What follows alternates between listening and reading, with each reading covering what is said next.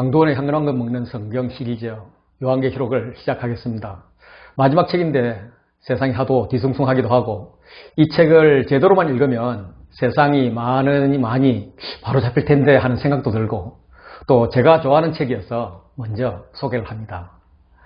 요한계시록은 많은 오해를 받고 있는 책입니다. 그래서 계시록을 공부하기 전에 먼저 계시록에 대한 잘못된 선입관부터 깨고 싶습니다. 요한계시록 생각하면 생각나는 뭐가 있나요? 제 같은 경우는 666, 대리치, 재앙, 심판, 지구 최후의 전쟁 이런 것들이 생각났었습니다. 그래서 요한계시록이 위험한 책이다, 읽지 말라 이런 말들 많이 들었어요. 요한계시록은 무섭다, 책망과 재앙과 심판의 책이다, 요한계시록은 이해하기 어려운 책이다, 이런 이야기를 많이 들었는데 과연 그럴까? 요한계시록을 한번 쭉 묵상해 보면 요한계시록의 독자들이 박해를 받았는데 실제로 요한계시록 이 책 자체도 박해를 받고 있다, 이런 생각이 들 정도예요. 그래서 제가 과연 그럴까 하면서 1, 2, 3을 만들어 봤습니다. 과연 그럴까? 1번, 요한계시록은 위험한 책이다, 읽지 말라. 왜 이런 말이 나왔을까요? 이단들이 모두 계시록을 이상하게 해석해서 나온 거야. 너도 잘못 읽으면 이단에 빠질 수 있어. 너도 가능하면 읽지 마. 오죽하면 칼빈이 다른 책은 다 주석을 썼는데 요한계시록만 쓰지 않았겠어. 꼭 읽어야 한다면 나는 굉장히 조심스럽게 읽어. 그런데 너는 수준이 안 되니까 읽지 마. 이런 이야기를 저는 과거에 많이 들었었습니다. 그런데 이제 제가 요한계시록을 공부하고 지금 한 이야기인데 하나 짚고 넘어가면요, 칼빈이 요한계시록 주석서를 쓰지 않은 것은 사실이에요. 그런데 요한계시록 외에도 주석서를 쓰지 않은 책들이 몇 권 있어요. 다시 말해서 구약부터 쭉 써오다가 다 쓰지 못하고 돌아가셨을 뿐인 거예요. 그래, 사람 이야기는 그만두고, 그러면 요한계시록은 뭐라 그럴까? 요한계시록을 읽으라 할까, 읽지 말라 그럴까? 그것부터 한번 보면 좋을 것 같아요. 우리는 일단 성경을 믿는 자잖아요. 요한계시록을 보면 요한계시록 1장 3절 보세요. 이 예언의 말씀을 읽는 자와 듣는 자와 그 가운데서 기록한 것을 지키는 자는 복이 있나니 때가 가까움이라. 요한계시록을 시작하면서 읽으라고 말씀하시는 거예요. 복을 주시겠다고, 읽으라고요. 이번엔 끝으로 한번 가보죠. 22장을 가면은 10절 한번 보시죠. 또 내게 말하되 이 두루마리의 예언의 말씀을 인봉하지 말라. 때가 가까움이라. 인봉하지 말라는 거예요. 요즘 말로는 책을 덮어가지고 짚어 채우지 말라는 말이에요. 펼쳐놓고 있으란 말이에요. 펼쳐놓고 읽으란 말이에요. 22장 7절에도 보면 보라, 내가 속히 오리니 이 두루마리의 예언의 말씀을 지키는 자는 복이 있으리라, 이렇게 말씀하세요. 즉 계시록을 시작하면서 지금부터 복줄 말씀을 이야기할 때니까 잘 읽어. 그리고 끝이 나서 다 읽었니? 그럼 지켜야지. 이 책을 덮어놓고 있지 말고 펼쳐놓고 있어. 펼쳐놓고 계속 읽어. 이러시는 거예요. 그러면 누가 요한계시록을 읽지 말라 그럴까? 궁금하지 않으세요? 12장 7절을 보세요. 하늘에 전쟁이 있습니다. 예. 전쟁의 대상자는 미가엘과 그의 사자들이 한 편이고요, 용과 그의 사자들이 또 한 편이네요. 이 친구 왜 싸우지, 용이? 미가엘은 우리가 잘 알죠. 하늘나라의 이제 그 군대를 이렇게 다스리는, 관장하는 천사장으로 그렇게 알고 있어요. 그런데 그 앞절에 보면 12장 4절에 보면 그 꼬리가 용의 꼬리입니다. 하늘의 별 3분의 1을 끌어다가 땅에 던지더라. 이 정도로 용은 대단한 능력을 가지고 있어요. 그리고 용이 해산하려는 여자 앞에서 그가 해산하면 그 아이를 삼키고자 하더니인데 그 아이는 예수님입니다. 이어지는 5절을 보면 장차 7장으로 만국을 다스릴 남자, 다시 말해서 시편 2편의 주인공 하나님의 아들 예수님인 거죠. 용이 이 예수님을 삼키려고 노리고 있는 겁니다. 예. 그런데 예수님이 탄생하자마자 아들은 어떻게 됐을까요? 사탄을 그들을 또 보지도 않고 하나님 앞으로 올라가 버리십니다. 여자가 아들을 낳으니 이는 장차 7장으로 만국을 다스릴 남자라. 그 아이를 하나님과 보좌 앞에 올려가시더라. 예. 이 땅의 사건을 이야기하면 헤롯이 예수님이 태어나면 죽이려고 이제 기다렸는데 하나님이 동방박사에게 야, 헤롯에게 알리지 말고 그냥 집으로 가. 예, 또 요셉에게는 야, 아기 예수 데리고 빨리 애국으로 피난가 라고 이야기했죠. 물론 그렇게 해서 괜히 죄 없는 2살 미만의 아이들만 많이 죽었지만 예수님 죽이지 못합니다. 예수님은 헤롯과 상대도 안 해요. 뿔딱지난 사탄이 지금 하늘에서 전쟁을 일으킨 겁니다. 아이를 예수님을 잡으려다 못 잡고요. 그런데 결과는 어떻게 됐을까요? 8절 보시면 이기지 못하여 다시 하늘에서 그들이 있을 곳을 얻지 못한지라. 용이 난리를 치는데 예수님 나와보지도 않아요. 미가엘이 나와서 대적을 합니다. 그런데 용이 이기지 못한다는 거 아니에요. 결과는 하늘에서 쫓겨납니다. 12장 9절 한번 보세요.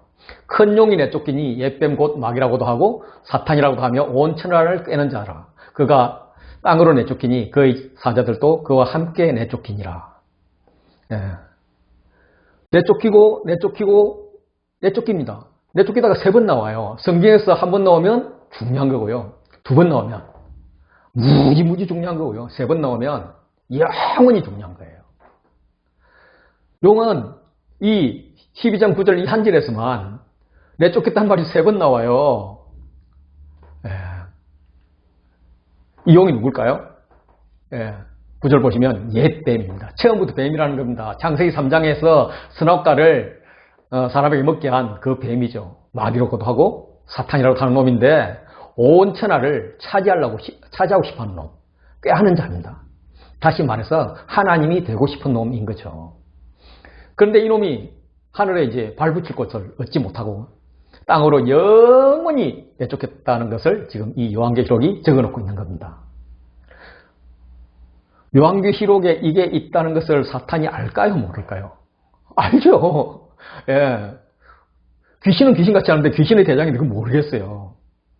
그러면 이 사탄이 요한계시록을 읽게 할까요? 읽고 싶게 할까요? 읽지 못하게 할까요?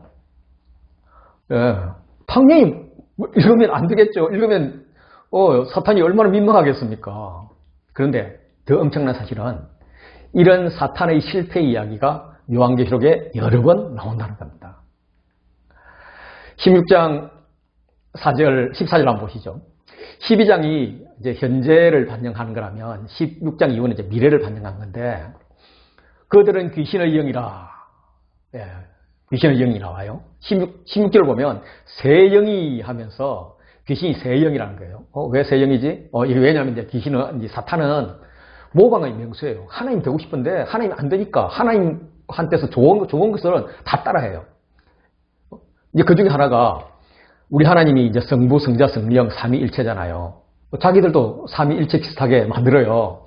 그래서 용이 있고요. 그리고 이제 바다에서 올라온 짐승이 있어요. 그리고 땅에서 올라온 짐승이 있어요. 이렇게 이 세 짐승이 세 영인 겁니다. 그들이 아마겟돈으로 모입니다. 전쟁을 위해서 하나님과 전쟁하려고요. 아마겟돈은 하르 머깃도인데 하르는 언덕이란 말이고요.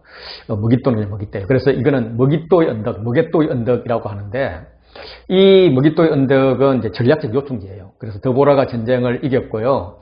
요시아는 이집트 바로를 막다가 전사했던 곳이에요.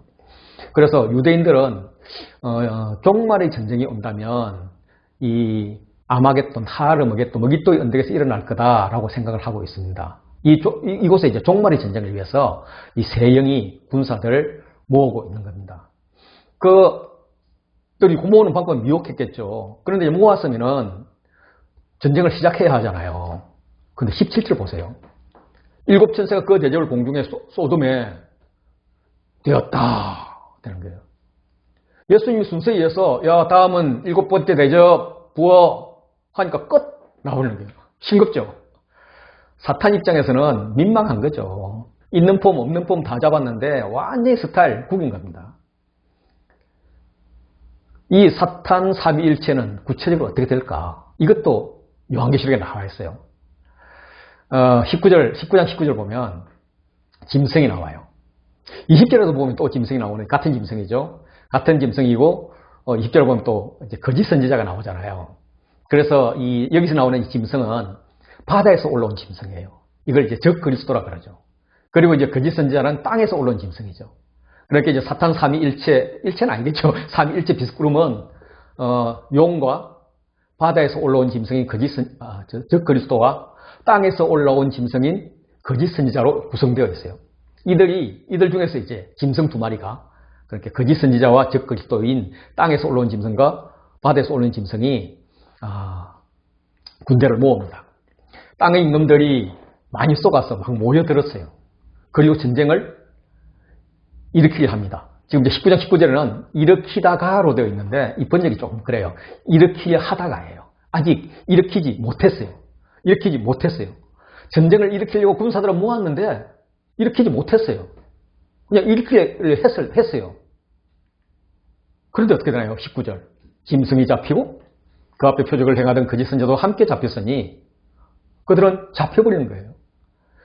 짐승도 잡히고 짐승 앞에서 우상 숭배하라, 짐승에 경배하라 그렇게 거짓 선동하던 선지자도 함께 잡힙니다. 그리고 그들은 산채로 유황불못에 던져집니다. 전쟁을 일으켜 보지도 못하고 이렇게 하다가 잡혀서 유황불못에 던져져서 왔다가 뭐 이렇게 하고 있는 그것이 사탄의 결말입니다.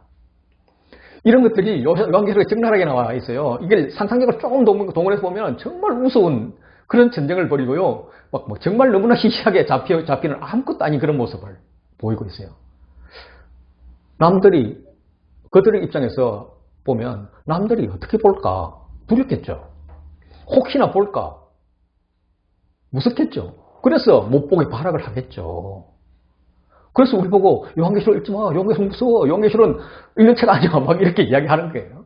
그러면 이 사탄 삼위일체 비스구름의 대장인 용은 어떻게 될까? 20장 7절 보세요. 사탄은 1000년 동안 옥에 갇혀 있다가 놓입니다. 뭔가 되게 잘못한 게 있어가지고 옥에 자그마치 1000년 동안 갇혀 있었네요. 1000년 동안 감옥살이 하다가 나왔으면 좀 변해야 되잖아요. 그런데 요놈이 8절 보세요. 나와서 옛날 버릇대로 땅의 사방 백성 곧 고국과 마국을 미혹해서 모아서 싸움 붙이려고 합니다. 얼마나 많이 모았는지요. 그 수가 바다의 모래 같습니다. 그들이 지면에 퍼져서 성도들의 진과 사랑하는 진을 부릅니다. 성도들의 진이 완전히 포위됐어요. 위기예요. 아마 밤이 지나고 아침 해가 뜨기 전에 새벽녘에 공개 깨시 그러면 비행기 띄어서 포격하고 포 쏘고 난리를 피우겠죠. 이렇게 한 사흘 포를 쏘아가지고 성 안에서 그냥 움직이지도 못하고 이렇게 1분은 죽고 이러고 있으면 이제 성 안 사람이 기진맥진하고 도저히 방어할 힘도 없으면 그때 이제 공격하겠죠. 탱크 부대 들어오고 이렇게 공수부대 투하하고 이렇게 안 하겠어요. 그래서 성문이 열리면 이제 보병 들어가지 않겠어요. 이렇게 정복을 하는 거예요. 그런데 20장 9절 보세요. 그들이 지면에 널리 퍼져 성도들의 진과 사랑하는 성을 부른 후에 아무것도 없는 거예요. 하나님 군대 입장에서는 언제 총을 쏘나? 기다리는데 아직도 공격 안 했어? 더 기다려야 돼? 낮잠 한숨 더 자다 일어나야 돼? 와 짜증나. 기다리는 것도 힘드네. 더 이상 기다리지 말고 그냥 끝내자. 더 이상 못 기다리겠다. 그래서 예수님께서 불 내려라. 그래서 사랑하는 성을 두름에 하늘에서 불이 내려와 그들을 태워버리는 거예요. 그래가지고 결과적으로 10절 그들을 미혹하는 마귀가 불과 유황못에 던져집니다. 거기는 어디냐? 아까 짐승과 거짓 선지자도 이렇게 던져졌던 그곳입니다. 그래서 그들이 세이서 짝짝짝꿍 찌찌뿡 이런 거 하겠죠. 성경이 재미있으려면요. 그들이 성을 두르잖아요. 그래가지고 공격 개시해서 공격이 됩니다. 공격대가 그 안에 이제 주인공 남녀 외에는 다 죽었어요. 그런데 총알이 하나 날아와요. 그래서 주인공이 몸을 탁 덮죠. 자기 이제 애인을, 여자 주인공을 탁 구하고 나니까 남자 주인공 죽고 여자 주인공 혼자 남아가지고 자기야 하면서 부르면서 울부짖을 때 짜잔하고 이제 우리 예수님이 나타나는 거죠. 백마 타고, 날개 달린 백마 타고. 그렇게 나타나가지고 죽은 자를 일으킨 다음에 전열을 정비해가지고 다시 공격을 하죠. 그때는 총알 한 방만 쏘면은 옆에 지나가는 사람들 다 한 20명, 30명 다 죽잖아요. 총알이 스치지 못해도 옆으로 지나가도 다 죽잖아요. 이렇게 해서 이제 제후 승리를 해야 되는데, 이게 불을 넣었는데 불이 내려서 너무 시시하잖아요. 시시하지만 이 사실을 승리자의 입장에서 알고 읽으면 너무나 흥미진진한 거예요. 그런데 이제 사탄의 입장에서 보면 너무나 민망한 거예요. 너무나 부끄러운 거예요. 이런 책을 사탄이 읽고 싶어 하겠어요? 안 하겠어요? 그래서 그들은 성경이 어렵다, 읽지 마라, 이렇게 이야기하는 거죠. 그래서 우리가 성경 중에 뭐 어떤 책, 예를 들면 레위기, 요한계시록, 뭐 스가랴 이런 것들이 읽기 어렵다 생각이 들면 우리는 그 책을 기를 쓰고 읽어야 돼요. 기를 쓰고요. 이 사탄이 어떤 놈이냐 하면 사탄이라는 놈이 이중성이 있어요. 13장 5절 보세요. 또 짐승이 과장되고 신성한 모욕을 말하는 입을 받고 또 42달 동안 일할 권세를 받습니다. 42달. 이거는 42개월, 즉 3년 반이에요. 3년 6개월이에요. 3년 6개월은 엘리야가 비를 내리지 않게 했던 기간이고요. 오늘날에는 고난의 기간이라고 이야기를 합니다. 이 동안 사탄이 대단한 권세를 받는 거예요. 그 권세가 뭐냐면 입의 권세. 사탄이 입이라고 말하기 좀 그래요. 주둥아리 권세만 있는 거예요. 주둥아리만. 그러니까 뭐 얘가 죽으면 주둥아리로 동동 떠다닐 그런 거예요. 그래서 실제로는 성도를 향해서 총 한 방 쏠 수 없는 그런 존재예요. 지금 이 사진 그거잖아요. 철로역정에 나오는 그 사자잖아요. 사자가 막 으르렁거리는데 쇠사슬에 묶여 있으니까 그냥 살짝 지나가면 전혀 문제가 없어요. 그런 이제 겁은 주는 힘이 없는 자예요. 그래서 저희는 이걸 뭐라고 이야기하느냐 하면 사탄은 큰 확성기를 가진 작은 벌레라고 말합니다. 그는 굉장히 어마어마한 확성기 앞에 마이크 앞에서 꾀꾀대고 있는 거예요. 꾀꾀대고 있으면 그 소리가 확성기가 너무 크기 때문에 이게 꽝꽝 하고 울려가지고 우리를 부려온 거예요. 특별히 그가 하나님을 모독하는 소리가 나면 막 성도들은 막 그냥 너무나 두렵고 막 그런 거예요. 막 크게 들려오고요. 그런데 정신을 가다듬고 그 소리를 따라가 보면 그 확성기 뒤에 이렇게 마이크 선이 있고 마이크 앞에 숨어있는 조그만 벌레가 푸드득 거리고 있는 거예요. 이걸 그냥 손톱으로 콱 물려 죽여버리고 싶지만 얘가 또 42달 동안 안 죽어요. 그래서 우리는 확성기로 나오는 그 사탄의 과장된 위협 이걸 무시해버리든지 아니면 매일매일 사탄을 눌러 이겨야 되는 거예요. 12장 6절 한번 보세요. 여자가 나오는데 이 여자는 아이를 낳는 여자예요. 아까 그 예수님을 낳은 그 여자는 이제 뭐 이렇게 성모 마리아 이런 게 아니고요. 구약의 교회와 신약의 교회를 이야기해요. 그래 예수님을 낳기 전에는 구약의 교회를 생각하고 뭐 자세한 건 다음에 세부적으로 같이 공부할 때 제가 말씀을 드릴게요. 왜 그렇게 해석을 해야 되는지.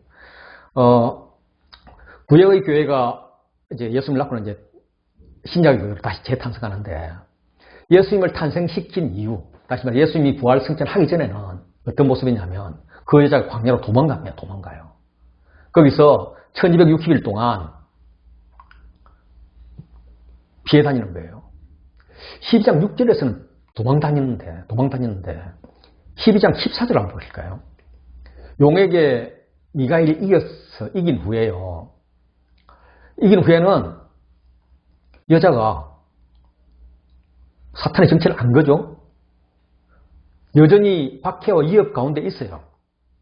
그렇지만은 독수리 날개를 받아서 광야를 아주 당당하게 유유자적하게 뱀의 낯을 피하여 자기가 필요한 곳, 자기가 가고 싶은 곳 그런 데를 다니면서 양육을 받는 거예요. 굉장히 당당한 모습인 거죠. 자, 우리도 예수님의 권세, 사탄의 무능력을 알기 전에는 사탄 귀신 그런 무서워할 수도 있어요. 그러나 지금 그가 얼마나 힘없는 존재인지를 알았은 지금은 사탄 그래 어이구 네가 지금은 나보다 힘이 세지 권세를 받았으니까 주둥아리를 되게 야물지 무섭기도 하지. 그렇지만 그걸 무시하고 독수리 날개를 타고 유유히 날아다니는 그런 저희가 되었으면 좋겠습니다. 요한계시록은 그런 거짓말장의 정체를 알고 이렇게 대응하라 그래요. 13장 10절 읽으실래요? 사로잡힐 자는 사로잡혀 갈 것이요 칼에 죽을 자는 마땅히 칼에 죽을 것이니 성도들의 인내와 믿음이 여기 있느니라. 걔들이 너를 사로잡겠다 그래. 사로잡혀줘. 죽이겠다 그래. 그래 내배 질러라 칼 대라 이야기해줘. 그런데 걔들 못 죽인다는 거예요. 또 하나 같이 등장하는 게 위기주의와 돈의 위협입니다. 돈. 지금도 돈 그러면 제일 그렇잖아요. 세상은 자기 편이 되지 않으면 장사도 못할 것이라고 그렇게 이야기를 합니다. 13장 17절 보실래요? 누구든지 이 표를 가진 자 외에는 매매를 못하게 하니 이 표는 짐승의 이름이나 그 수사. 야, 이 표 없으면 팔지도 못해. 팔지 못하면 돈을 벌 수도 없어. 그런데 매매 못하니까 사지도 못해. 그래서 라면도 못 사, 쌀도 못 사, 먹을 게 없어, 죽어야 돼. 이런 거죠. 그런데 그때 성도라면 하나님이 주신 총명이 있다면, 총명한 자는, 지혜가 있는 자는 스피커 뒤에 연결된 마이크 선을 따라서 가보라는 거예요. 가보면 거기는 벌레가 한 마리 퍼드득 걸리고 있을 텐데 자세히 보라는 거예요. 그 짐승의 수를 세어보면 18절 그것은 사람의 수니 그의 수는 666이니라 라고 이야기를 해요. 666에 대한 해석은 되게 많아요. 게마트리오라면 네로다 이런 해석도 있고 그런데 사실 요한계시록에 나오는 것은 그런 게마트리아 해석보다는 상징적 해석을 하는 게 좋아요. 예를 들면 이런 하나님, 이는 정인, 삼은 성부, 성자, 성령, 삼위일체, 사는 동서남북 이렇게 해석하는 게 좋아요. 그래서 7은 완전수이죠. 6은 사람이 할 수 있는 최선의 수예요. 최선의 수. 그래서 6이 3번 있다는 것은 6 그러면 예를 들어서 공부로 생각하면 이야 얘 공부 1등이야. 두 번째 이건요. 이야 전교에서 1등이야. 세 번째 이건요. 전국에서 1등이에요. 대단해. 와, 걔 공부 엄청 잘해. 이런 말이에요. 사람들이 볼 때는 대단한 거죠. 돈을 가진 부자로 치면요. 이야 부자네. 우리나라에서 제일 부자야. 아니 세계에서 제일 부자야. 이런 대단한 거예요. 대단해 보여요. 그런데 그걸 하나님 입장에서 한번 보자고요. 하나님 입장에서 보면 7이 완전수예요. 6은 하나 모자라는 거예요. 실패한 거예요. 그래서 666은 6 모자라네. 또 6 완전히 모자라네. 나머지 세 번째 6 영원히 모자라네. 실패잖아. 완전한 실패잖아. 영원히 실패한 놈이잖아. 이게 사탄의 수인 겁니다. 영원히 실패한 사탄은 우리도 실패하라고 꼬드깁니다. 자신의 실패를 알지 못하게 해요. 계시록의 시작의 끝을 한번 다시 보실래요? 과연 계시록이 위험한 책이고 읽지 말라고 한 책인지. 1장 3절 이 예언의 말씀을 읽는 자와 듣는 자와 그 가운데 기록한 것을 지키는 자는 복이 있나니 때가 가까움이라. 야, 지금부터 복 이야기를 할게. 이 이야기를 읽어. 이걸 읽으면 복을 받을 거야. 그런데 읽는 것을 지나서 듣고 지키면 좋겠어 라고 이야기합니다. 22장 7절 보라 내가 속히 오리니 시간 얼마 안 남았어. 이 두루마리의 예언의 말씀을 지키는 자는 복이 있어. 그래서 요한계시록 시작하면서 책 읽어라. 복 줄게. 다 읽었어? 지켰어? 복 받을 거야. 이러고 끝을 내는 게 이 복의 책이에요. 읽으란 책이에요. 그러면서 22장 10절에 한마디 더 하죠. 야, 이 두루마리 말씀 제발 덮어놓지 말라. 덮어놓고 읽지 말고 펼쳐서 읽어라. 인봉하지 마라. 물론 옛날에 다니엘 때는 책을 인봉하라 그랬어요. 근데 예수님 오셔서 인봉 다 떴잖아요. 인봉 다 풀잖아요. 계속 읽어야 되는 거예요. 어떻게? 예수님이 가르쳐 주신 그 해석 방법으로 그렇게 읽으면 되는 거예요. 과연 그럴까? 두 번째 요한계시록 이야기는 무섭다. 요한계시록은 무섭다. 책망과 재앙과 심판의 책이다. 이런 이야기입니다.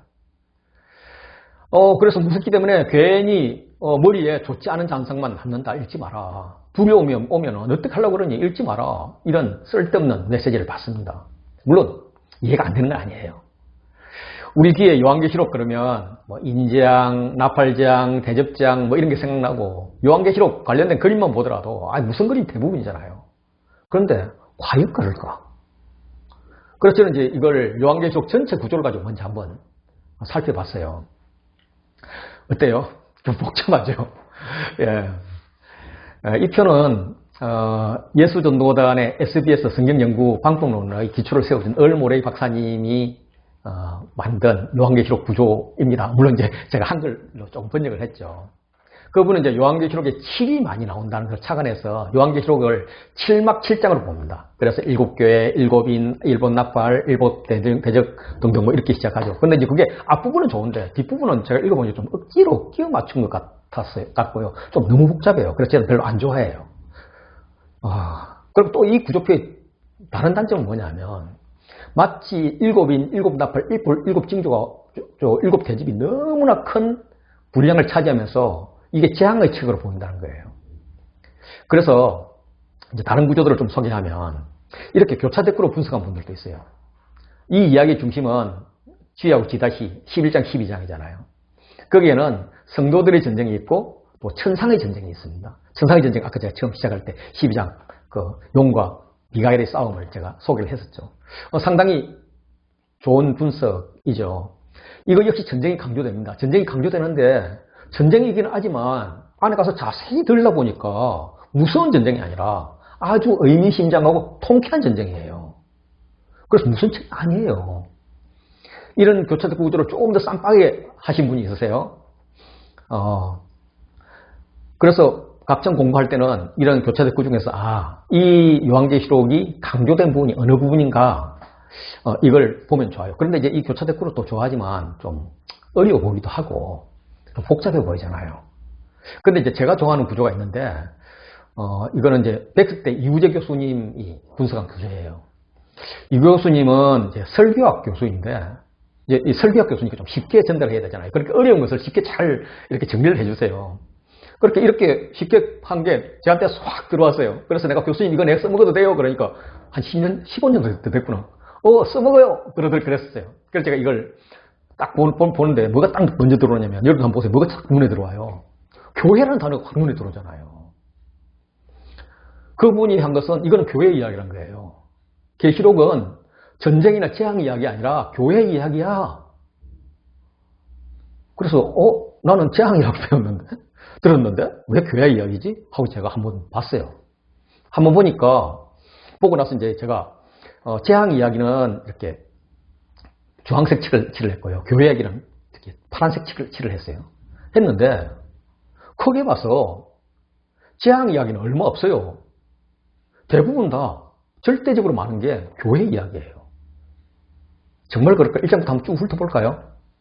1장에는 요한계시록이 어떻게 쓰여졌는지를 소개하고 있습니다. 요한은 예수님을 믿고 증언한다는 이유 때문에 밤모습에 지금 유배되어 있잖아요. 요한계시록 쓸 그 당시에는. 물론 뭐 쓸 당시인지 묵상할 당시인지 그건 몰라요. 뒤에 와서 썼다고 생각드는데 일단 계시를 받은 거는 거기잖아요. 부활 성천에서 곧 오실 줄 알았던 예수님이 그때 요한은 아마 30대 초반 아니면 뭐 20대 말이 30대 초반이겠죠. 예. 반세기가 지나도 안 오는 거예요. 지금 쓰고 있는 90이 넘었잖아요. 같이 활동했던 사도들은 이미 죽었고 자신도 언제 죽을지 모르는 나이인데 예수님은 오늘 제일 기미가 보이지 않고 자신들을 박해하던 로마의 힘은 점점 강해지고 있고 박해도 세워지고 있고 주님, 제가 잘못 믿은 건가요? 나는 예수님 한 번 보고 살았는데 후배들도 그렇게 살라고 말했는데 오는 것은 핍박과 죽음뿐입니다. 제가 잘못 가르친 건가요? 나야 곧 주님 곁으로 가겠지만은 저 친구들은 어떻게 해요? 이제 이런 푸념을 하고 있을 때 예수님이 주일 예배 중에서 짜잔 하고 나타납니다. 나는 여전히 교회 사이를 거닐고 있어. 교회를 돌보고 있지. 교회의 지도자를 나는 보호하고 있어. 이런 이야기예요. 그 예수님의 모습을 그려놓은 이야기예요. 다시 말해서 1장은 교회의 시작, 교회의 머리 대신 예수님 이야기하는 거예요. 그럼 예수님 이야기, 교회 이야기로 1장이 시작된다는 겁니다.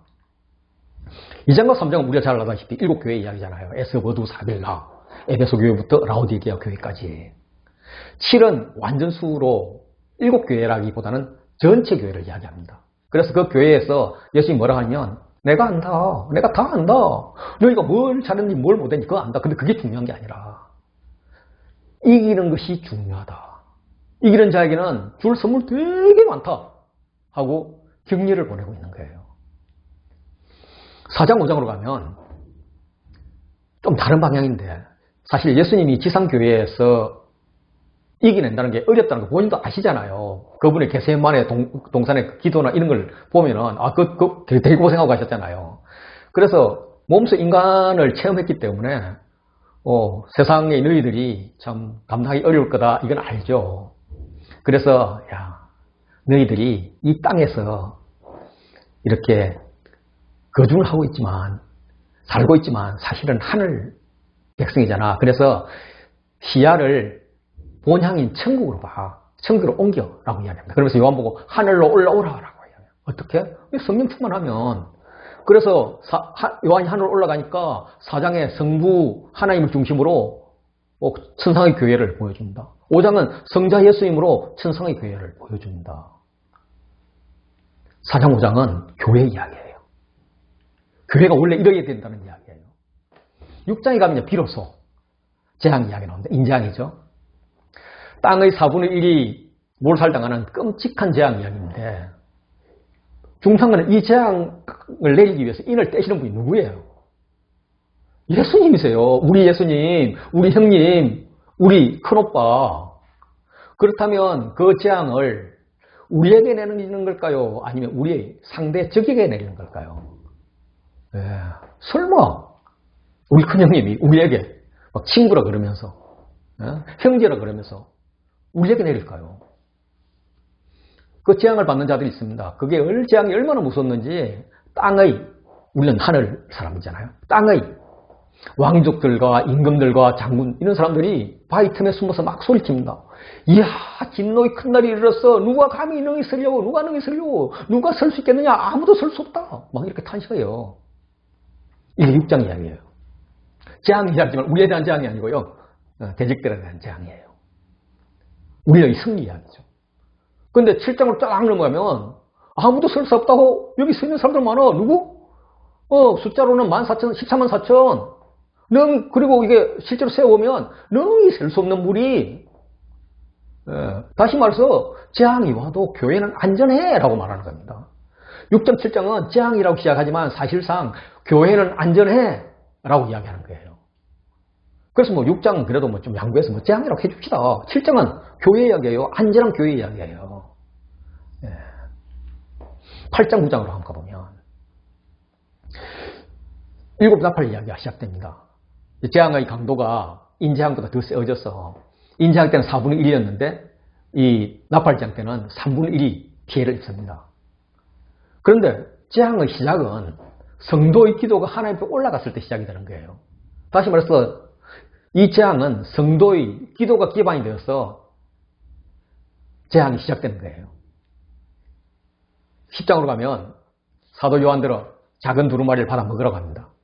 그 두루마리는 입에는 쓰나 입에는 달지만 배에는 쓴 그런 성경 말씀입니다.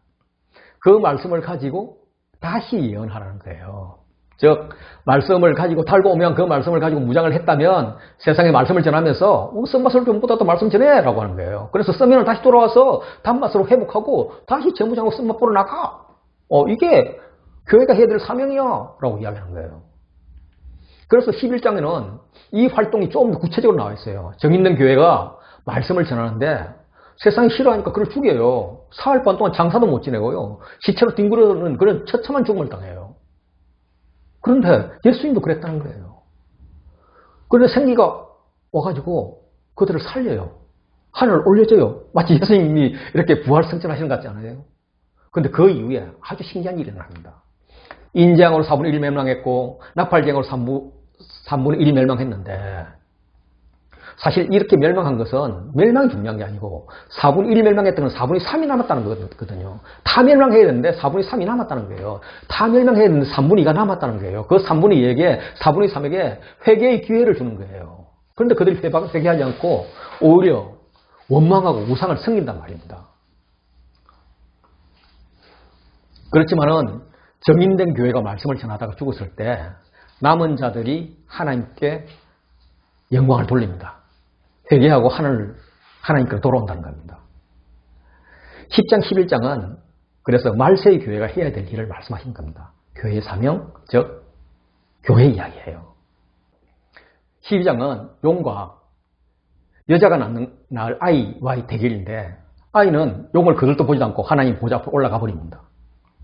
용이 전쟁을 벌이다가 땅으로 내쫓겨요. 13장에는 바다에서 올라온 짐승, 즉 그리스도하고 땅에서 올라온 짐승, 거짓 선지자가 성도들을 위협합니다. 이마에 표를 받게 하고 표를 받지 않는 사람은 매매도 못한다고 겁을 줍니다. 그런데 성도는 그 짐승의 수가 666, 실패, 영원한 실패, 완전한 실패, 그걸 아니까 끔찍하지 않습니다. 14장 가면은 예수님이 오셔서 성도를 탁 이렇게 거두어 가시고 다른 천사가 와서 나머지를 샥 몰살해서 진노의 큰 포도주들에 던집니다.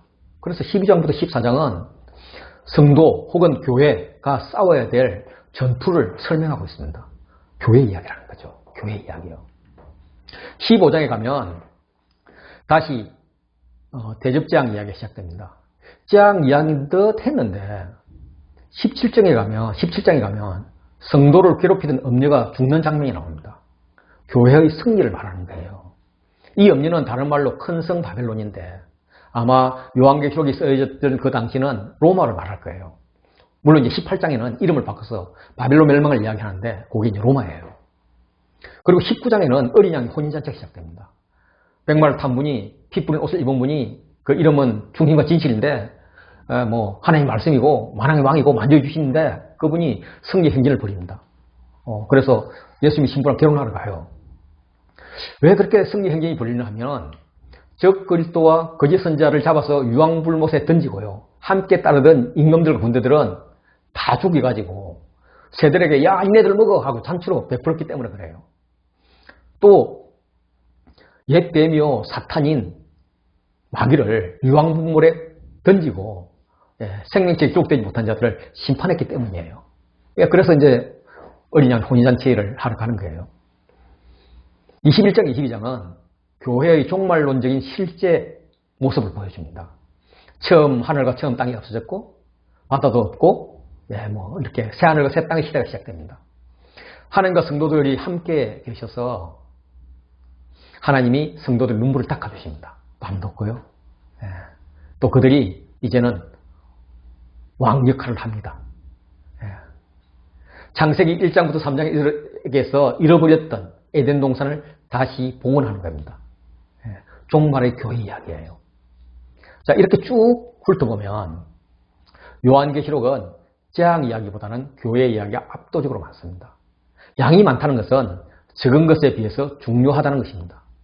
문맥을 따라서 읽어보면 교회 얘기를 하면서 양림으로 재앙 얘기를 조금씩 넣어 놓았다고 그렇게 볼 수 있습니다. 요한계시록이 책망인가 위로인가? 먼저 하나님의 성품과 저술로 의도를 볼 때 요한계시록은 무서운 책이 될 수가 없습니다. 요한계시록은요 극심한 기독교 박해 시대를 배경으로 쓰여졌습니다. 로마는 점점 강국이 되어가고요. 누구도 그 세력으로부터 교회를 구원할 그런 자가 없어 보여요. 막 희망의 빛이 사라져요. 막 사도들은 다 죽어갔고요. 이런 극한 상황에서 예수님이 밤모섬에서 요한을 찾아오신 겁니다. 이때 예수님이 뭐라고 말씀하실까요? 이 믿음이 부족한 놈! 막 이렇게 꾸짖으면서 계속 그런 꼬라지로 살면은 막 엄청난 재앙을 내릴 거야! 똑바로 살아! 뭐 이러실까요? 우리 큰형님이 아니면 하나님이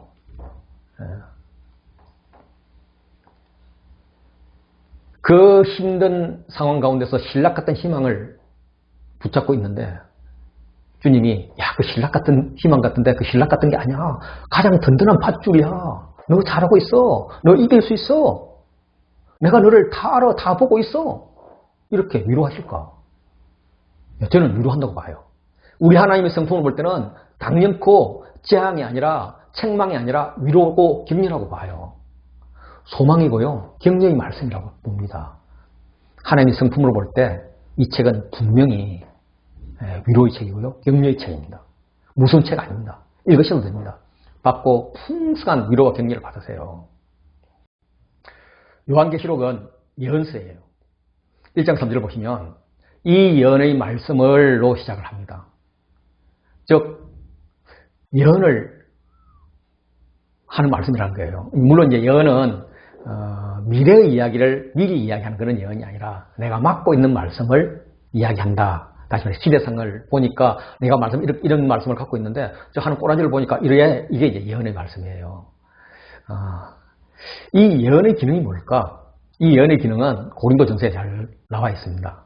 고린도전서 14장 3절을 보면 그러나 예언하는 자는 사람에게 말하여 덕을 세우며 권면하며 위로하는 것이요. 예언은 권면하고 위로하는 거예요. 겁주는 게 아니에요. 덕을 세우는 거예요. 14장 4절 보실래요? 예언하는 자는 교회의 덕을 세우나니. 덕을 세우는 책이에요. 그렇다면 예언을 써놓은 예언의 말씀을 기록한 요한계시록도 교회의 덕을 세우는 거고요. 위로하고 권면하는 책이에요. 절대 책망하는 책이 아니에요. 요한계시록이 구원의 책일까 심판의 책일까? 구원과 심판은 동전의 양면이기 때문에 계시록은 구원의 책이자 심판의 책이잖아요. 믿는 우리에게는 구원, 믿지 않는 자에게는 심판의 책입니다. 먼저 재앙을 누가 내릴까요? 재앙을 내리는 주체는 6장 1절 내가 보매 어린 양이 7인 중 하나를 떼시는데. 그럼 그 재앙을 내리는 근거는 뭘까요? 물론 여러 가지가 있겠지만은 요한계시록 8장 4절 보면 이 향년이 성도의 기대와 함께 천사의 손으로부터 하나님 앞에 올라갑니다. 재앙을 내리는 분이 우리 편, 우리 예수님이고 그 재앙을 내리기 전에 우리의 기도를 받아서 우리의 하소연을 다 들어준다는 거예요. 그래서 그것에 근거해서 악인을 심판하는 겁니다. 우리에게는 구원이요? 그들에게는 심판인 것입니다. 재앙을 내릴 때 혹시 성도가 피해를 볼까봐 재앙을 내리는 천사들에게 잠깐 기다리라고 명령합니다. 7장 3절 보면 이르되 우리가 하나님의 종들의 이마에 인치기까지 땅이나 바다나 나무들을 해하지 말라라고 이야기를 해요. 그리고 재앙은 하나님의 인침을 받지 않는 사람에게만 국한시킵니다. 9장 4절 보세요. 그들에게 이르시되 땅의 풀이나 푸른 것이나 각종 수목을 해하지 말고 누구야만 해하라고요? 오직 이마에 하나님의 인침을 받지 않는 사람들에게만 해라는 거예요. 하나님의 인침을 받은 우리는 그러지 말라는 거예요. 이 요한계시록이 구원의 책이라는 결정적인 증거는 뭐냐면 이 책이 많은 찬양으로 이루어졌다는 거예요. 요한계시록 1장 4절 보면 이제도 계시고 전에도 계셨고 이렇게 찬양으로 시작해요. 1장 7절도 보면요. 볼지어다 그가 구름을 타고 오시나.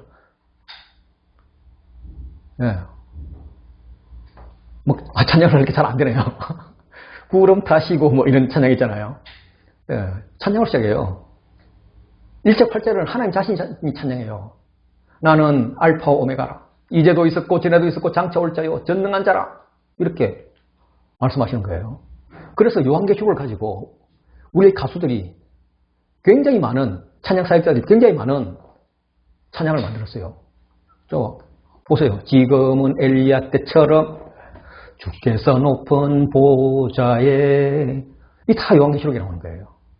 죽임 당하신 어린 양 이거 요한계시록에 나오는 거잖아요. 우리 보좌 앞에 모였네. 이거는 예수전도단에서 자주 부르는 이게 비전 찬송이거든요. 재밌는 즐거운 노래도 있죠. 어린 양의 혼인잔치요. 우리 함께 기뻐해. 이렇게 어린 양의 혼인잔치와 신부가 준비되었네. 마라나타 주 예수의 오시옵소서. 이후에도 찬양들 되게 많아요. 정리하면 요한계시록은요. 우선 책망의 책, 재앙의 책, 심판의 책이 맞긴 해요. 반만 맞아요. 왜냐하면 대상이 사탄을 따르는 자일 때는 책망과 재앙과 심판의 책이에요. 그런데 우리에게는 예수님을 따르는 우리에게는 교회의 사명과 전투를 말씀하시는 책이에요. 이 전투에서 승리할 수 있다는 위로와 격려의 책입니다. 구원의 책인 거죠. 구원받은 자들만이 부를 수 있는 새 노래의 책인 겁니다. 세상 사람들이 볼 때는 아무도 노래할 수 없는 그 땅, 그곳에서 구원의 감격으로 막 내가 노래하는 거예요. 그러면서 당신도 이 구원에 동참할 수 있다. 막 이렇게 목나서 외치면서 이렇게 부르는 기쁨의 노래인 거예요. 과연 그럴까? 3번 사탄의 거짓 메시지는요. 요한계시록은 이해하기 어려운 책이다 라는 겁니다. 우리 실력을 읽어봤자 헷갈리기만 하고 이해도 안 되니까 또 시간 낭비니까 읽지 말라는 거예요. 과연 그럴까? 분위기가 이거는 거짓 메시지가 아닌 것 같아. 솔직히 어려워. 이렇게 말씀하시는 생각하시는 것 같은데 이거 한번 보세요. 다음 중에서 이해하기 쉬운 책을 고르세요. 제가 이제 적어놨는데 레위기, 역대기, 스가랴, 시편, 요한복음. 쉬운 책 하나라도 있습니까? 어느 책이 가장 쉬워요? 요한복음요. 그런데 아세요? 학자들은 요한복음을 다른 책보다 더 어렵다고들 이야기해요. 어렵다 생각하면 다 어려워요. 성경이 왜 어려우냐? 오래전에 쓰여졌다는 겁니다. 그래서 지금 우리의 배경과 문화가 달라요. 언어도 다르고요. 그들의 문학 장르하고 우리가 이해하는 문학 장르하고 문학 장르가 달라요. 그래서 이것을 극복해야만 이것을 제대로 읽을 수 있어요. 그래서 이걸 극복하면 그렇게 어려운 책이 아니에요. 요한계시록도 마찬가지인 거죠. 여전히 동의하지 않는데 요한계시록 독자들 한번 생각해 보세요. 그분들 읽고 이해하라고 줬잖아요. 근데 그 중에서 뭐 고등학교, 대학교 이렇게 졸업한 분들이 몇 분이나 될까요? 그들에게 쉬웠을까요? 쉬웠을까요? 이해하는데 전혀 문제가 없을 거라고 저는 생각을 해요. 물론 글을 아는 사람은 일부에 지나지 않았지만은 그 글을 아는 사람에게도 어렵지 않았고요. 그 말을 그냥 듣기만 하는 사람들에게도 어렵지 않았어요. 그럼 우리에게는요. 막 그냥 고등교육 받았고 대학교육 받았고 뭐 석사 박사 막 받은 여러분들은요. 우리가 시대상만 극복한다면 시대적 차이, 문화적 차이 이런 것만 극복한다면 어렵지 않아야 되는 책이에요. 그래서 우리가 이걸 극복하면 돼요. 그들이 요한계시록 요한이 표현하는 데는 표현의 한계가 있었을 거예요. 왜냐하면 우리가 지금 보는 세상과 그들이 보던 세상은 많이 달랐으니까요. 예를 들면 오늘날 우리가 타고 다니는 비행기를 사도 요한이 보았다면 어떻게 표현했을까요? 예를 들면 제가 서울에서 비행기를 타고 제주도 가는 장면을 묘사했다면 저는 이렇게 상상을 해봐요. 큰 새가 있었더라. 큰 새의 입은 옆에 있었는데, 옆구리에 있었는데 많은 사람과 집채만한 짐들을 먹고는 굉장한 소리와 불꽃 연기를 내뿜으면서 하늘을 달렸더라. 달리는 것도 잠깐, 날개짓도 하지 않고 구름 위로 치솟아 오르더니 바다를 건너 남방 끝섬에 이르러 먹었던 것을 다 토해내더라. 우리가 다 내리는 거 아니에요? 그들이 알고 있는 비행기의 한계가 있기 때문에 표현도 우리랑 다를 수밖에 없어요. 그러니까 천국이랑 앞으로 다가올 시대 그들이 환상으로 봤던 것은 어떻게 묘사했을까? 어렵죠. 그런데 참 감사하게도 이를 추정할 수 있는 단어들이 많이 남겨져 있어요. 그 시대의 배경이 있고요. 그때 그들이 즐겨 썼던 문학이 있고요. 그 문학의 본이 되는 언어들이 있는 거예요. 또 하나 어려운 거는 일반적으로 우리가 이제 접하는 문학 작품은 뭐 시면 시, 소설이면 소설, 뭐 이런 식으로 한 가지 문학 양식을 주로 알게 되죠. 그런데 요한계시록 한번 보시죠. 자, 1절. 예수 그리스도의 계시라. 계시문학, 묵시문학이에요. 우리한테 굉장히 익숙하지 않은 거죠. 3절 보시죠. 이 예언의 말씀을 읽는 자. 예, 이 말씀은 예언이라는 거예요. 예. 1장 4절 보시죠. 요한은 아시아에 있는 7 교회에 편지하노니, 편지라는 거예요. 요한계시록은 묵시문학, 예언문학, 편지문학 이 세 가지 문학을 동시에 구사하고 있어서 이 문학 기법들에게 익숙하지 않은 자들에게는 어려울 수가 있다는 겁니다. 그런데 희망적인 것은 계시록이 사용하는 문학 양식 중 하나인 편지는 나에게 할 말이 있어서 정보를 주거나 권면 혹은 명령하는 것인데 받는 사람이 알 수 있도록 쓰여졌다는 겁니다. 알 수 있다는 거예요. 내가 이제 요한계시록을 처음 읽은 원독자의 입장이 되면 또 예언을 이해하기 위해서는 당시의 시대적 배경을 알아야 되는데 점점 더 많은 것들이 밝혀지고 있고요. 또 현재 밝혀진 것만 갖고 하더라도 구원받는 자의 삶을 사는 데는 부족함이 없어요. 계시록을 이해하는 데 필요한 묵시적 언어나 사상도 이미 구약에 나와 있어요. 결론을 내리자면 요한계시록은 못 읽을 책은 아니다. 다른 책만큼 공부하거나 먼저 공부한 자의 도움을 받으면 얼마든지 이해할 수 있고 묵상할 수 있는 책이다. 이게 결론입니다. 그런데 요한계시록을 통해서 받을 수 있는 복은 엄청났다. 엄청났다. 요한계시록에 대한 잘못된 선입관을 깨고 요한계시록이 주는 복음을 듣고자 하는 소망을 갖기 위해서 참 먼 길 달려왔습니다. 이제 한 권 한 권 먹는 성경 시리즈가 추구하는 요한계시록의 문맥과 강조를 말씀드리도록 하겠습니다. 성경 전체를 보면 요한계시록의 마지막 세 장은 창세기의 첫 세 장과 대꾸를 이룹니다. 창세기 1장부터 3장에서 하늘과 땅이 나오고요. 하늘나무와 생명나무와 강이 나오고요. 남편과 아내가 나옵니다. 계시록 마지막 장에 가면 새 하늘과 새 땅이 나오고 생명나무와 강이 나오고 어린 양과 신부가 나옵니다. 창세기 1장부터 3장에서는 나곤을 잃은 장면이 나와요. 그래서 하나님께서 나곤을 돌려줘야지 하고 하나님이 계획을 세워요. 그래서 이 하나님께서 왜 구원 계획을 세웠는지 하는 배경을 말씀해 주는 거예요. 계시록 20장부터 22장은요. 나곤을 되찾는 거예요. 하나님의 계획을 성취하는 거예요. 결국 요한계시록은 창세기 3장에서 잃어버린 나곤을 되찾는 모습을 보여주면서 이 성취를 위해서 필요한 권면과 정보를 주는 그런 책입니다. 계시록 자체는 처음과 끝이 대꾸를 이루는 인클루지오 구조, 봉투 구조라고 또 하고 이제 괄호 구조라고도 이야기를 하죠. 그래서 왼쪽 괄호를 보면 속히 일어날 일들, 오른쪽 괄호도 속히 일어날 일들을 이야기해요. 자, 지금부터 속히 일어날 일들을 이야기할 거야. 속히 일어날 일들을 이야기했는데 잘 들었지? 또 한편으로는 복에 대해서 이야기해요.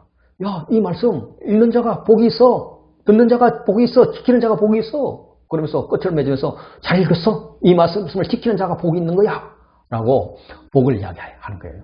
그래서 이 책을 잘 읽고 다가오는 마지막 때를 잘 준비하면 너희는 행복한 삶을 누릴 거야. 이 땅에서뿐만 아니라 영원히 누릴 거야.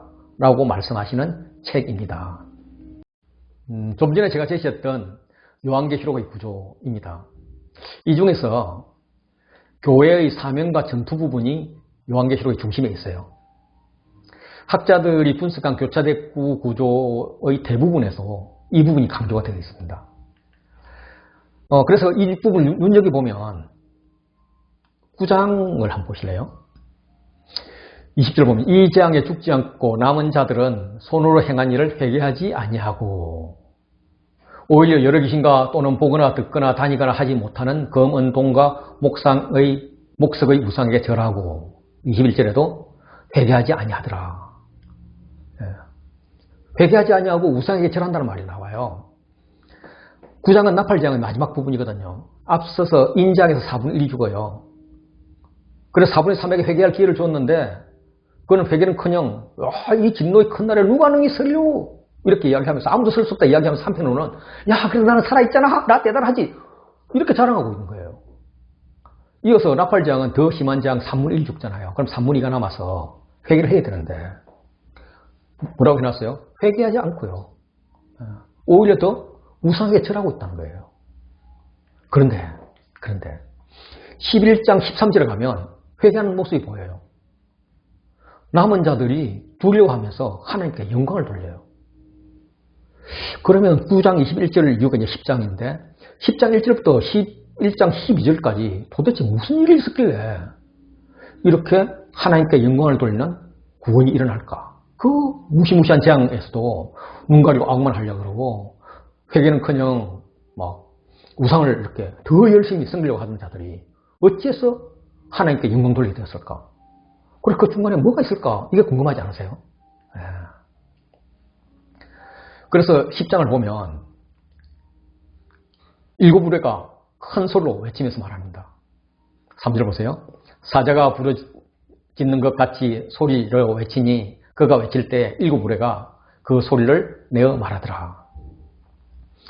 7 무리에 그러면 7인, 7 나팔 이거랑 연관이 되어요. 그래서 7인을 뗄 때 4분의 1이 멸망되었고요. 7 나팔을 재앙을 시작할 때 3분의 1이 멸망되었어요. 그렇다면 7 무리에 의해서는 4분의 1, 3분의 1, 2분의 1이 멸망될 그런 재앙이 올 것 같은 느낌이 들어요. 그래서 요한이 기록하려고 했는데 4절 보면 7 무리가 말을 할 때 내가 기록하려고 하다가 곧 들으니 하늘에서 소리가 나서 말하기를 7 무리가 말한 것을 인봉하고 기록하지 말라라고 합니다. 왜 기록하지 말라고 할까? 아마도 인재앙에도 나팔재앙에도 회개를 그들이 안 했는데 이들에게 더 강한 재앙을 준들 회개할까? 오히려 우상만 더 열심히 살아가지 않을까? 그래서 더 이상 회개의 기회를 주는 심판은 무의미하다라고 판단하신 것 같아요. 물론 제 상상이에요. 또 많은 학자들의 생각이기도 하고요. 그래서 7 우레를 통해서 이분 이를 멸할 계획은 그만 하나님께 접으신 것 같아요. 그만하자. 이제는 마지막 심판 때이다. 뭐 이렇게 말씀하신 것 같아요. 그러면서 그 우리 풍성하신 하나님, 마지막 한 사람까지 구원하시고 싶은 하나님께서 잠깐 심판을 연기하신 겁니다.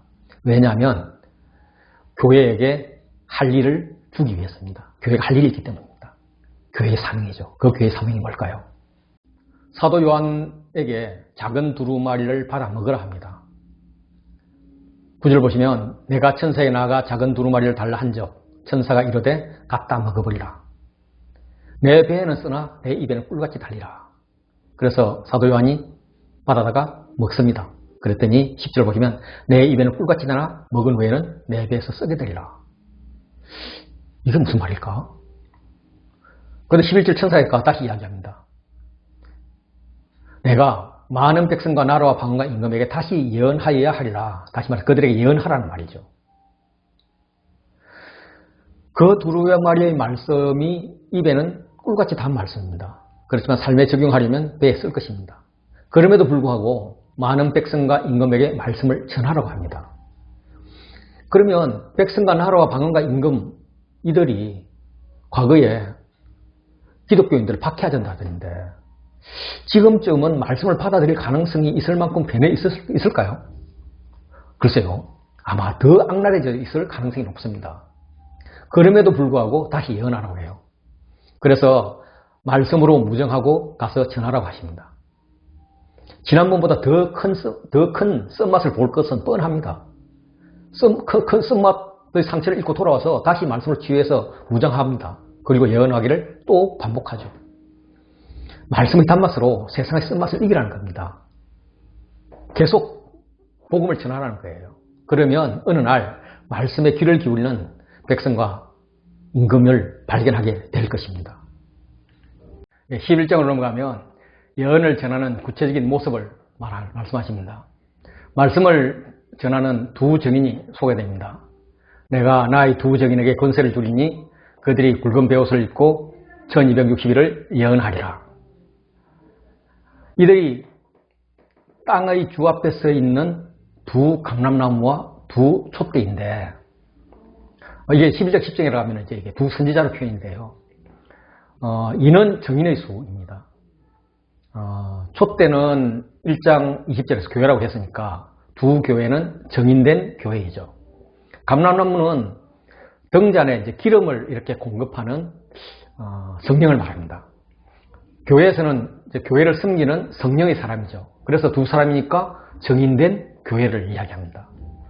그래서 두 감람나무도 정인된 교회, 두 촛대도 정인된 교회, 두 개가 합해서 정인된 교회의 연합, 이걸 이야기하죠. 그래서 교회가 예언을 한다는 거예요. 그 교회의 권능이 되게 막강해요. 만일 누구든지 그들을 해하려고 하면 그들의 입에서 불이 나와서 그들의 원수를 삼켜버릴 겁니다. 아합의 아들 아시아가 엘리야에게 병사들을 보내서 체포하라고 할 때 하늘에서 불이 내서 병사들을 태워 죽이는 그런 장면입니다. 그걸 연상하는 거예요. 그들이 권능을 가지고 하늘을 닫아서 예언을 하는 날 동안 비 오지 못하게 합니다. 이거 역시 엘리야가 3년 6개월 동안 비 오지 못하게 했던 그 권능입니다. 물을 피로 변하게 하고 아무 때든지 원하는 대로 여러 가지 재앙을 땅으로 치는 권능을 가집니다. 이거는 출애굽할 때 모세가 가졌던 권능입니다. 이런 권능을 가지고 그들이 증언을 했습니다. 마칠 때 무저갱에서 짐승이 한 마리 올라옵니다.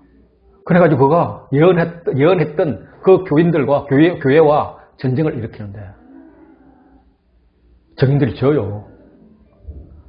죽어요. 8절 보면 죽어가지고 그 시체가 길에 이렇게 나둥거려요.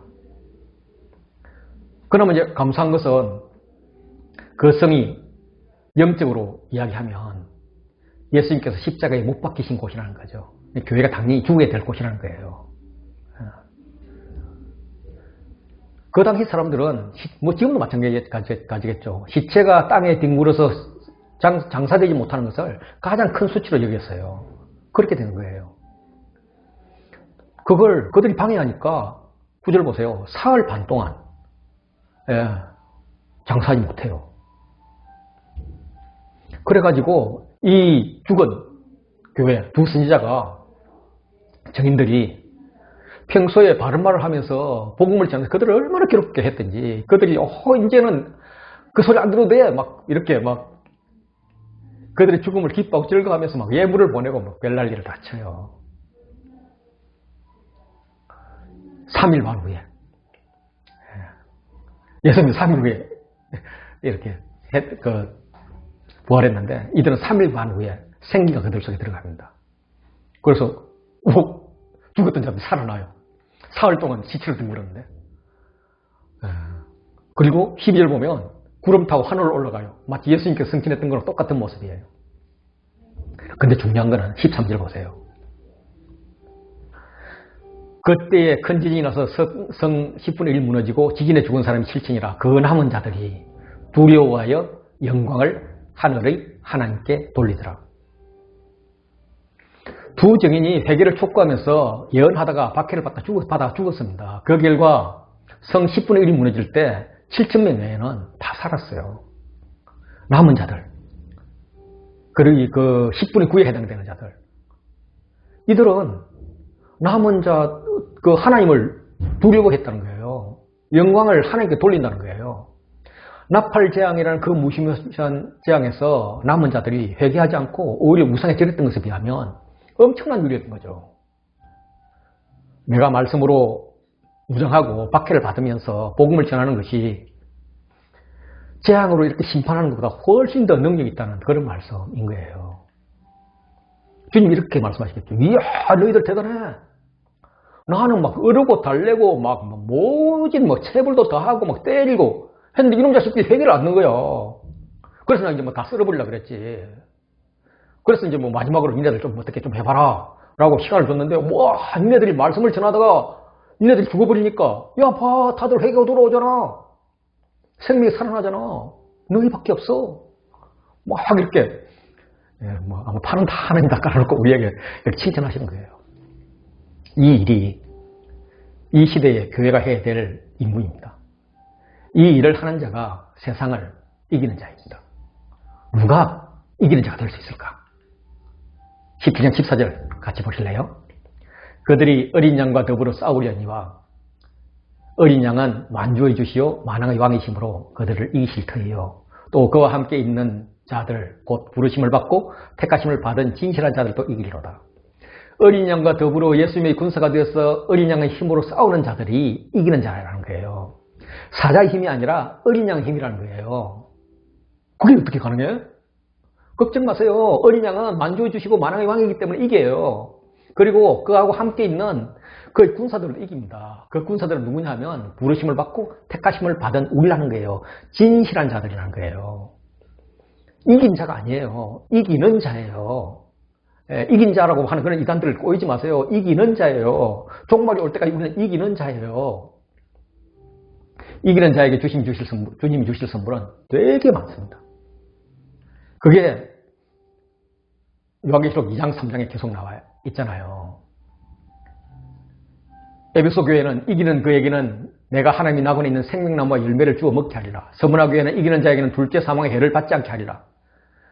버가모 교회는 감췄던 만나를 주고 흰돌을 줄 터인데 이렇게 나와요. 이런 이기는 자에게 줄 이제 구체적인 선물의 구체적인 해석은 각 장을 공부할 때 또 구약과 당시 교회 배경을 근거로 제가 자세히 설명을 드릴게요. 빨리 그날이 와야 될 텐데. 어쨌든 여기서 많다는 거예요. 모든 교회에 주는 선물이 있어요. 그거 다 받으라는 거예요. 두아디라 교회, 사대 교회, 빌라델피아 교회, 라오디게아 교회, 칭찬이 없는 교회에도 내가 너에게 줄 게 있다는 거예요. 우리가 그걸 받아야 돼요. 그런데 이기는 자에게 주는 가장 큰 선물은 뭐니 해도 20장 7절 이기는 자는 이것들을 상속으로 받으리라. 나는 그의 하나님 되고 그는 내 아들이 되리라. 예, 하나님의 아들이 된다는 거예요. 그걸 상속으로 받는다는 거예요. 내 아들도 내 딸도 하나님의 자녀가 된다는 거예요. 예, 양자가 된다는 거죠. 이 양자는요, 신자이신 예수님보다 더 강한 법적 권리를 갖는 자들이에요. 하나님은 요한계시록을 통해서 우리가 어떻게 세상의 유혹과 박해를 이기고 하나님의 자녀가 될 것인지를 말씀하고 있는 것입니다. 그러니까 우리는 요한계시록을 읽어야죠. 예. 듣고 지켜야죠. 그러려면 묵상해야죠. 어떠세요? 요한계시록 묵상합시다. 아멘? 예, 저는 아멘입니다.